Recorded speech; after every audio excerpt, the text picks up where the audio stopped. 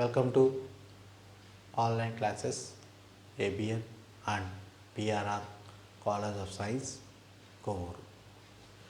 6th semester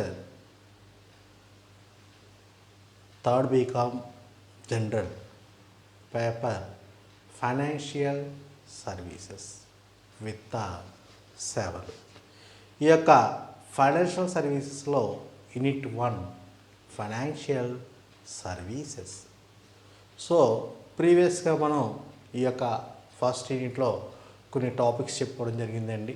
so financial Indian financial system and financial services types, అలాగే financial services characteristics, అలాగే banking companies కోసం already previous క్లాస్లో చెప్పుకోవడం మనం జరిగింది.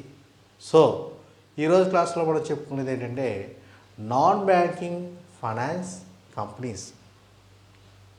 Non banking finance companies. So దీని తెలుగులో ఏం చెప్పచ్చు అంటే బ్యాంకింగేతర సంస్థలు.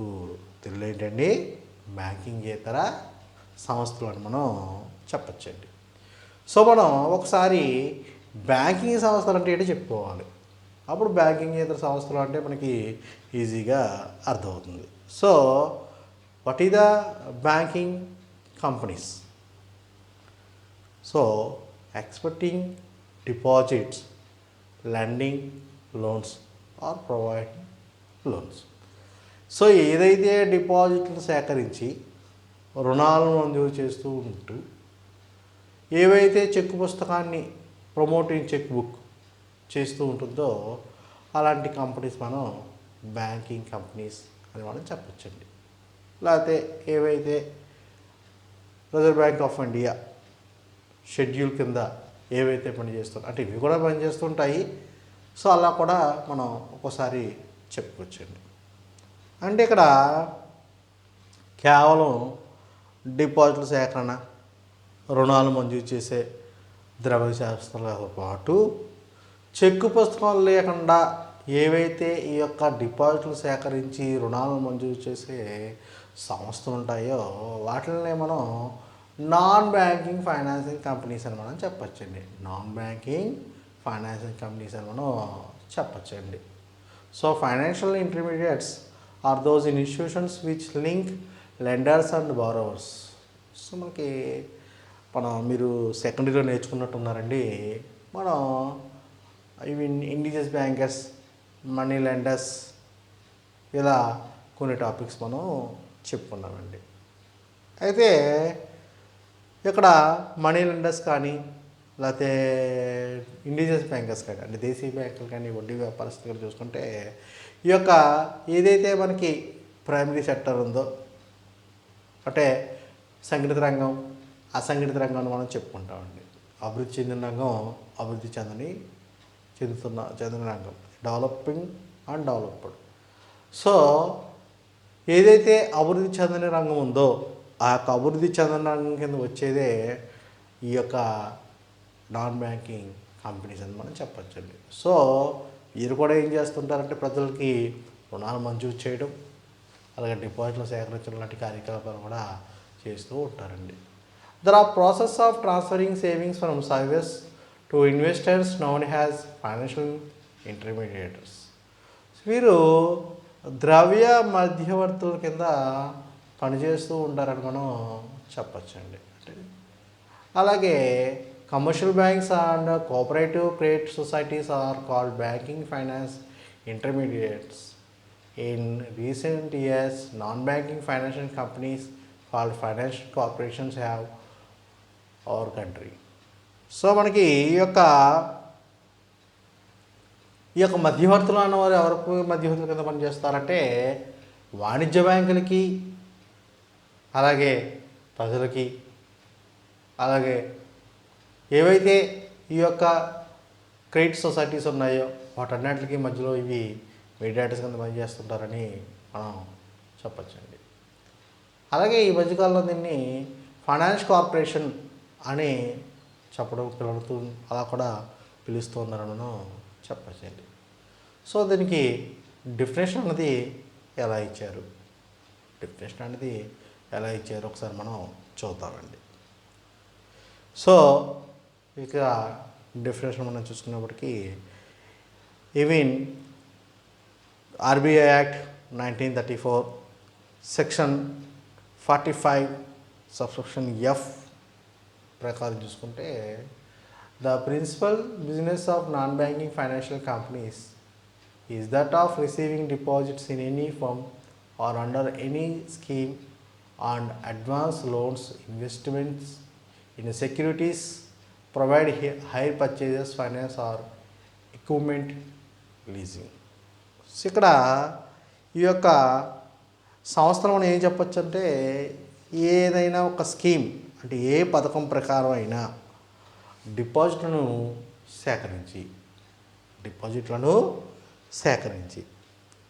ఏ విధానంలోనైనా రుణాలు మంజూరు చేసి అదేంటండి ఏ రుణంలో అయినా under any scheme and advance loans receiving deposits any forms of under any schemes and advancing loans investment సెక్యూరిటీల మీద పెట్టుబడులు ప్రొవైడింగ్ హై పర్చేస్ అద్దె కొనుగోలు పద్ధతి లేదా ఎక్విప్మెంట్ ఇన్ లీజింగ్. సో కౌలుకు కూడా ప్రాతినిధ్యం వహిస్తున్న సంస్థలు ఏవైతే ఉంటాయో వాటిని నాన్ బ్యాంకింగ్ కంపెనీస్ అని మనం చెప్పచ్చండి. సో ఒక సింపుల్గా చెప్పుకుంటే నాన్ బ్యాంకింగ్ కంపెనీస్ అంటే ఏ పథకం ప్రకారం అయినా డిపాజిట్లను సేకరించి ఏ విధానంలో అయినా రుణాలు మంజూరు చేసే సంస్థనే నాన్ బ్యాంకింగ్ కంపెనీస్ అని మనం ఈజీగా చెప్పచ్చండి. సో వీటి యొక్క విధులు కానీ కార్యకలాపాలు కానీ even functions of NBS functions or activities non banking financial corporation companies చూసుకునేప్పటికీ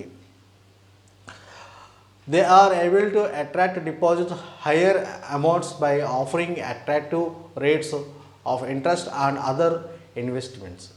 so ఇవి ఆకర్షణమైన వడ్డీ రేట్లు అదే ఆకర్షణమైన ద్వారా పెద్ద మొత్తాల్లో ఈ సంస్థలు సేకరిస్తూ ఉంటాయండి. ఆఫరింగ్ అనేది ఎలా వస్తుంటారంటే ఇంట్రెస్ట్ రేట్స్ అనేవి చాలా హై లెవెల్లో ఇస్తూ ఉంటారండి, అట్రాక్ట్ చేస్తూ ఉంటారండి జనాలకి.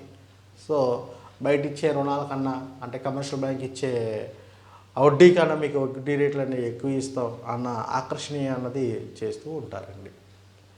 అలాగే the provide loans to wholesale and retail merchant small industries self employment schemes.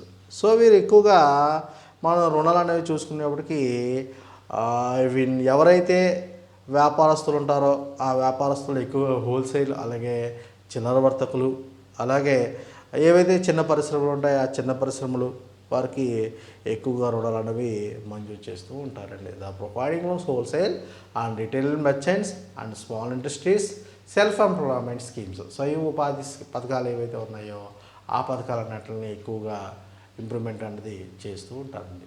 The provide loans without the securities also. So ఎటువంటి హామీలు లేకుండా వీరు రుణాలు మంజూరు చేస్తూ ఉంటారండి. ఎటువంటి రుణాలు లేకుండా ఎటువంటి హామీలు లేకుండా వీరు రుణాలు అనేవి మంజూరు చేస్తూ ఉంటారు. They run chit funds discount హుండీస్ provide high purchase leasing finance merchant banking activities. So ఇలాంటి యాక్టివిటీస్ చేస్తుంటే చిట్ ఫండ్స్ చిట్టి వ్యాపారం కానీ డిస్కౌంట్ హుండీస్ బిల్స్ని డిస్కౌంట్ చేయడం అంటే వసూలు బిల్లులు చెల్లింపు బిల్లు అంటాం కదండి అలా బిల్స్ని డిస్కౌంట్ చేయడం, ప్రొవైడింగ్ హై పర్చేజ్ అద్దె కొనుగోలు పద్ధతిని ప్రోత్సహించడం, అలాగే లీజింగ్ ఫైనాన్స్ అలాగే కౌలుకి సహాయం చేయడం, అలాగే మర్చెంట్ బ్యాంకింగ్ యాక్టివిటీస్ లాంటి కార్యకలాపాలు అనేవి చేస్తూ ఉంటారండి. చిట్ ఫండ్స్ నడపడం కానీ హుండీలను డిస్కౌంట్ చేయడం కానీ అద్దె కొనుగోలు కానీ లీజింగ్ కానీ మర్చెంట్ బ్యాంకింగ్ లాంటి వ్యవహారాలు అనేవి చేపట్టడం జరుగుతూ ఉంటాయండి. The provide loans by scooters cars TVs and other consumer. So ఇక్కడికి వచ్చేవాడికి ఈ యొక్క రుణాలు అనేవి కారులకు కానీ లేకపోతే బైక్స్ కానీ అలాగే కస్టమర్స్కి ఏవైతే దేనికి నీడ్ అవుతుంటుందో వాటికి రుణాలు అనేవి మంజూరు చేస్తూ ఉంటారండి. ద పర్చేజ్ అండ్ డిస్కౌంట్ హుండీస్ అలాగే బిల్లుని ఏవైతే ఉన్నాయో పత్రాలు బిల్లుని డిస్కౌంట్ చేయడం వాటిని కొనుగోలు చేయడం లాంటి కార్యకలాపాలు కూడా చేస్తూ ఉంటారండి. అలాగే తమ సొంతంగా కానీ లేదా వాణిజ్య బ్యాంకులతో క్రెడిట్ కార్డు జారీ చేయడం ద్వారా కానీ భారతీయ రిజర్వ్ బ్యాంకు అనుమతి ఉండాలండి. కానీ ఈ సంస్థకు డెబిట్ కార్డు జారీ చేయి చేయలేమని మనం చెప్పవచ్చండి. సో ఏవైతే ఫైనాన్షియల్ కంపెనీస్ ఉన్నాయో ఆ నాన్ బ్యాంకింగ్ ఫైనాన్షియల్ కంపెనీస్ అన్నట్లకి కూడా so providing in credit cards, so compulsory permission to even state bank of India, reserve bank of India దగ్గర నుంచి తప్పనిసరిగా వాళ్ళు పర్మిషన్ తీసుకుని సో ఈ యొక్క క్రెడిట్ కార్డ్ అనేది ప్రొవైడ్ చేయొచ్చండి. అయితే దీనికి డెబిట్ కార్డ్ ప్రొవైడ్ చేసే హక్కు అయితే మాత్రం లేదని మనం చెప్పచ్చండి. అయితే మన యొక్క వాణిజ్య బ్యాంకులు ఇక చూసి ఏదైతే వారు అగ్రీ చేయకుండా ఉంటారో అవన్నీ కూడా వీళ్ళు రుణాలు మంజూరు చేస్తూ ఉంటారండి. సో ఎక్కడైతే కమర్షియల్ బ్యాంకుల్లో మనకి రుణాలు పొందవో ఇమీడియట్గా మనం ఎవరి దగ్గరికి వెళ్తామంటే నాన్ బ్యాంకింగ్ ఫైనాన్స్ కంపెనీస్ ఏవైతే ఉన్నాయో వాళ్ళ దగ్గరికి వెళ్తాం. So non banking finance companies అంటే మన దగ్గరలో మన లోకల్గా ఉంటే చాలా ఉంటాయి. సో మన రుణం రాలేదు, లోన్కి వెళ్ళాం, మనం బ్యాంక్కి వెళ్ళాం, రుణం రాలే, గోల్డ్ లోన్ పెడదామని వెళ్ళాం. సో ఇమీడియట్గా మనకి ఆ దగ్గరలో ఉన్న ఈవెన్ మనకి లోకల్గా చూసుకున్నప్పటికీ ఈవెన్ కొవ్వూరు కానీ రాజమండ్రి కానీ మనం చూసుకునేప్పటికీ ఈవెన్ కొన్ని బ్యాంకర్స్ కానీ లేకపోతే కొంతమంది ఫైనాన్స్ ముత్తూట్ ఫైనాన్స్ కానీ వెంకటేశ్వర ఫైనాన్స్ కానీ ఇలాంటివి ఇమీడియట్గా మనం ఎవరి దగ్గరికి వెళ్తాం? సో వాళ్ళ దగ్గరికి వెళ్తాం. అంటే ఏవైతే కమర్షియల్ బ్యాంక్ వాళ్ళు రిజెక్ట్ చేస్తూ ఉంటారో అవన్నీ లాంటి లోన్స్ అన్నీ కూడా ఈ యొక్క నాన్ బ్యాంకింగ్ కంపెనీలు ఇస్తుంటాయని మనం చెప్పొచ్చండి. సో ఈ యొక్క యాక్టివిటీస్ అన్నీ కూడా ఈ యొక్క కార్యకలాపాలన్నీ కూడా వీళ్ళు నిర్వహిస్తారని మనం చెప్పవచ్చండి. సో అలాగే ఈ యొక్క నాన్ బ్యాంకింగ్ కంపెనీలు మనం చూసినప్పటికీ వనరుల శాఖను ముఖ్యంగా నైపుణ్యం ఫిక్స్డ్ డిపాజిట్ విషయంలో విజయం సాధిస్తూ ఉంటారండి. వీళ్ళకి ఏం చేస్తుంటారంటే ఎక్కువగా ఫిక్స్డ్ డిపాజిట్ని ఎక్కువగా యాక్సెప్ట్ చేస్తూ ఉంటారండి. ఎందువల్లంటే ఇక్కడ ఫిక్స్డ్ డిపాజిట్ వల్ల ఏంటంటే దాంట్లో మనం ఎక్కువగా డిపాజిట్లు చేయడం వల్ల మంచి విజయానికి మార్గం అవుతుందని చెప్పచ్చండి. ఎప్పుడైతే మన దగ్గర ఫిక్స్డ్ డిపాజిట్ ఉంటే వాటిని ఎక్కువ రుణాలు మంజూరు చేయడానికి అవకాశం ఉంటుందండి. అలాగే ఈ యొక్క ఏవైతే డిపాజిట్లు ఉన్నాయో అవి బెస్ట్ సర్వీసెస్కి అలాగే వీటి యొక్క రెన్యువల్ చెల్లింపులు చేయడం కానీ లేకపోతే వారికి ముందుగానే వడ్డీ రేట్లను డెబిట్ చేయడం కానీ అందజేయడం కానీ చేస్తూ ఉంటారండి. సో ఇది ఫిక్స్డ్ డిపాజిట్లకి బాగా డెవలప్మెంట్ చేయడానికి ఎలాగ చేస్తూ ఉంటారంటే వీళ్ళు ఏవైతే బెస్ట్ సర్వీసెస్ ఉంటాయో ఆ బెస్ట్ సర్వీస్ అనేవి డిపాజిట్కి అందిస్తూ ఉంటారండి. అలాగే వీటి యొక్క రెన్యువల్ చెల్లింపులు కానీ లేకపోతే వీటి యొక్క ఇంట్రెస్ట్ రేట్లు కానీ ముందుగానే చెల్లించడం కానీ ఇలాంటివి చేయడం వల్ల ఎక్కువ ఫిక్స్డ్ డిపాజిట్ అని మంచి యాక్టివిటీస్ అని మనం చెప్పచ్చండి. అలాగే ఉత్తమమైన రీతిలో పరపతిని మళ్లింపజేసే సమర్థవంతమైన వసూలు చేయడం కూడా చేస్తూ ఉంటారండి. సో ఏవైతే వాళ్ళు క్రెడిట్ ప్రొవైడ్ చేస్తూ ఉంటారో ఆ క్రెడిట్ ప్రొవైడ్ చేసే అన్నిటిని కూడా ఈవెన్ లిమిటెడ్ పీరియడ్లో వాళ్ళు కలెక్ట్ చేయడం వల్ల కూడా మంచి బెనిఫిట్స్ ఉన్నాయని మనం చెప్పచ్చండి. అలాగే ఈ యొక్క ఇంకా చూసుకోవడానికి ఉత్తమమైన రీతిలో పరపతిని మళ్లింపు చేసేందుకు వసూలు చేయడం, అలాగే మారుతున్న ఆర్థిక మరియు నియంత్రణ పరిస్థితుల్లో అత్యధికంగా మార్పులు చేయడం అనుగుణంగా ఉంటుందండి. సో ఇది సమాజానికి అనుగుణంగా ఎటువంటి మార్పులు జరిగినాయో టెక్నాలజీ తగ్గట్టు ఎటువంటి మార్పులు జరిగినాయో ఆ విధంగా ఈ యొక్క కంపెనీని మారుస్తూ నాన్ బ్యాంకింగ్ కంపెనీలు వాళ్ళ యొక్క పద్ధతులు మార్చుకుంటూ ఉంటారని మనం చెప్పచ్చండి. అలాగే అధికారులతో ముందు చూపుతో మానవ వనరులని పరిశ్రమల అభివృద్ధికి చేయుటకు చొరవ చూపడం జరుగుతుందండి. సో ఏదైతే మనకి ఫీచర్ కరెక్ట్గా ఆలోచించి ఫ్యూచర్లో మనకి ఏవైతే అవసరం ఉంటుందో వాటన్నిటిని కూడా పరిశ్రమ అభివృద్ధికి ఎక్కువగా మోస్ట్ ఇంపార్టెంట్ ఇస్తారని మనం చెప్పచ్చండి. అంటే వీటి యొక్క శక్తి ఏంటి అంటే ఈ కార్యకలాపాలను మనం చెప్పచ్చండి. ఏంటి ఎక్కువగా ఫిక్స్డ్ డిపాజిట్లు సేకరించడం, అలాగే రెండోది వచ్చేటప్పటికి ఏంటంటే ఈ యొక్క ఫిక్స్డ్ డిపాజిట్ల మీద ఏంటి మంచి బెస్ట్ సర్వీసెస్ ఉత్తమ సేవలు ఇవ్వడం, అలాగే మంచి ఇంట్రెస్ట్ రేట్ ఇవ్వడం, అలాగే ఈ యొక్క పరపతి ఏదైతే ఇస్తారో ఆ పరపతి ఇచ్చిన మంచి కరెక్ట్ టైంలో కలెక్ట్ చేయడం, అలాగే ఏవైతే మార్పులు జరుగుతున్నాయో ఆ మార్పులు తగ్గట్టు సమాజానికి జరిగే మార్పులు తగ్గట్టుగా ఈ కంపెనీస్ కూడా మారడం, ఆ యొక్క కార్యకలాపాలు కూడా మార్చుకోవడం, అలాగే ఈ యొక్క ఏవైతే అధికారులు ఉంటారో అధికారులు ముందు చూపుతూ ఏం చేస్తుంటారంటే ఏవైతే మనకి మంచి అవసరం ఉంటుందో అంటే ఫ్యూచర్లో ఏ డెవలప్మెంట్ చేస్తే అంటే ఇండస్ట్రీ డెవలప్మెంట్ చేస్తే మనకి మంచిగా చొరవ ఇంప్రూవ్మెంట్ ఉంటుందన్న ఉద్దేశంతో ఈ యొక్క ఇండస్ట్రీ డెవలప్మెంట్ కూడా వీళ్ళు మంచి ప్రయారిటీ ఇస్తారని మనం చెప్పచ్చండి. అలాగే వీటి యొక్క ఛాన్సెస్ చూసుకునేప్పటికి ఎలా ఉంటాయి అంటే, ఆర్థిక వ్యవస్థను సరళీకృతం చేసి అలాగే వాటి యొక్క ప్రపంచీకరణ చేయడం ద్వారా, అభివృద్ధి చేయడం ద్వారా ఒక దగ్గరగా 7% పైగా నిర్ణయించడం జరిగిందండి. సో ఇక్కడికి వచ్చేటప్పటికి ఏంటంటే ఈ యొక్క అలాగే మనకి ఈ యొక్క అవకాశాలు మనం చూస్తున్నప్పుడు ఏంటంటే ఆర్థిక వ్యవస్థను సరళీకృతం చేసే, అలాగే ప్రపంచీకరణ చేయడం, అలాగే మరియు వాటి యొక్క అభివృద్ధి రేటు ఎలా ఉంటుంది అంటే దగ్గర 7% పైగా నిర్ణయించారని మనం చెప్పచ్చండి ఈ యొక్క అవకాశాలు. అలాగే ఈ యొక్క ఏవైతే వడ్డీ రేట్లు ఉన్నాయో ఆ వడ్డీ రేట్లు తగ్గింపు వలన ఏమవుతుంది అంటే, తక్కువ వడ్డీ రేట్లకు వనరులను లభింపచేయడం కూడా చేస్తూ ఉంటారండి వీళ్ళు తక్కువ వడ్డీ రేట్లకి. అంటే ఈవెన్ 50 పైసా 0.50 ₹10 మీకు ఇంట్రెస్ట్ లోన్ ప్రొవైడ్ చేస్తాం, ఇలాంటి ప్రకటనలన్నీ చేయడం. అలాగే డివిడెంట్లపై చెల్లింపులు కానీ లేకపోతే పన్ను మినహాయింపు ఇవ్వడం వల్ల కానీ ఎక్కువ డిపాజిట్లను చెల్లించే NBFC non banking financial companies వచ్చాయి ఈక్విటీ ఎక్కువ ప్రీమియం జారీ చేయవచ్చునని చెప్పచ్చు. ఇలాంటి అవకాశాలన్నీ కూడా ఉపయోగించడం మనం చెప్పచ్చండి. అలాగే మధ్య తరగతి కుటుంబాలకు ఆటోమొబైల్స్ కానీ లేకపోతే ఫైనాన్సింగ్ మరియు ఇతర వినియోగదారులకు మన్నిక కలిగిన వస్తువులపై ఫైనాన్స్ చేయడం. అంటే ఏవైతే మిడిల్ స్టేజ్ ఫ్యామిలీస్ ఉంటారో వాళ్ళకి కార్ బైక్ లోన్స్ కానీ అలా ఆటోమొబైల్స్ ఐటమ్స్ కానీ ఆటోమొబైల్స్ ఫైనాన్సింగ్ కానీ లేకపోతే ఏవైతే ఈ యొక్క వినియోగదారులు ఉపయోగిస్తుంటారు మన్నికైన వస్తువు ఉంటారు వాటి మీద ఫైనాన్స్ చేయడం లాంటి కార్యకలాపాలన్నీ కూడా నిర్వహిస్తుంటారండి. అలాగే సృజనాత్మకంతో కూడిన ఆర్థిక సేవలకు అవకాశం ఇచ్చిన మొదలైన కార్యకలాపాలన్నీ కూడా వీళ్ళు నిర్వహిస్తున్నారని మనం చెప్పచ్చండి. అలాగే వీటి యొక్క మనకి కొన్ని చూసుకునేప్పటికీ గవర్నమెంట్ కంట్రోల్లో చూసేప్పటికి every NBFC must register with RBI to commence and carry on the business. So ప్రతి ఒక్క కంపెనీ కూడా తప్పనిసరిగా ఈ యొక్క ఆర్బీఐ దగ్గర రిజిస్ట్రేషన్ చేయించుకోవాలి. అలాగే ఈవెన్ ఏదైతే ఈ యొక్క at the entry point of the must have to minimum net earned by funds of the 25 lakhs. So compulsory even entry of the point ఏంటి మనకి even minimum of the net own fund ఏంటంటే 25 lakhs అనేది maintain చేస్తూ ఉండాలి.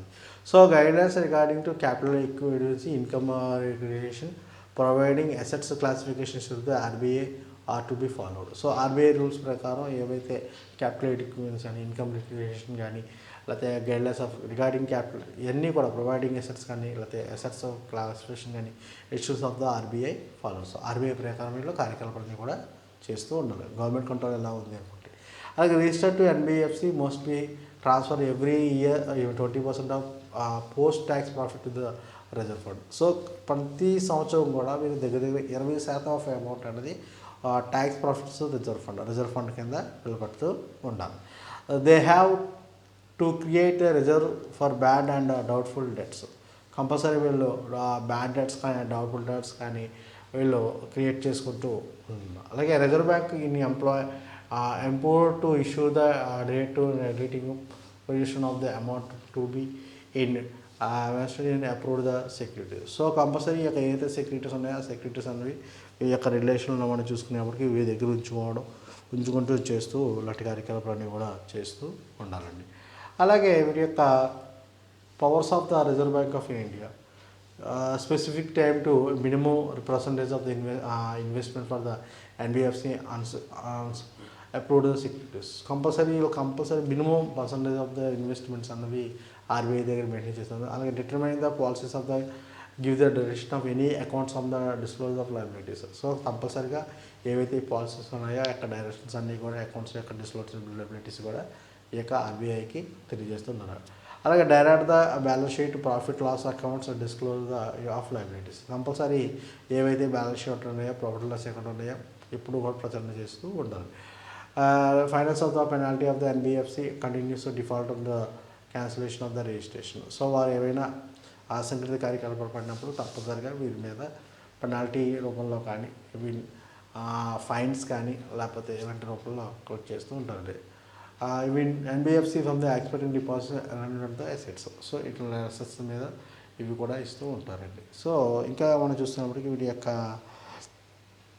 Drawbacks మనం చూసుకున్నప్పటికీ ఈ సంస్థలు ఏంటంటే ఎక్కువగా స్థాపించడం వల్ల ఏంటంటే అంటే పుట్టగొడులుగా వెలిసి మోసపూరితమైన వ్యాపారాలు డిపాజిట్ల సేకరణ పాల్పడుతున్నాయని మనం చెప్పొచ్చండి. ఎక్కువగా నాన్ బ్యాంకింగ్ ఫైనాన్షియల్ కంపెనీస్ అనేవి ఎక్కువైపోయినాయండి. సో ఈ యొక్క నాన్ బ్యాంకింగ్ కంపెనీస్ ఎక్కువైపోవడం వల్ల ఏమవుతుంది అంటే ఎవరి పాలు వారు మోసపూరితమైన వ్యాపారాలు కానీ చేయడం వల్ల ఈ యొక్క ఒక డ్రాబ్యాక్ అని మనం చెప్పొచ్చు. అలాగే డిపాజిట్ల సేకరణ ఈ కంపెనీలు పడే ఆదాయంపై ప్రభుత్వం మరియు ప్రభుత్వేతర సంస్థల నుండి ఎలాంటి నియంత్రణ వ్యవస్థ లేదని మనం చెప్పొచ్చండి. సో గవర్నమెంట్ కంట్రోలింగ్ అనేది చాలా తక్కువగా ఉంటుందండి.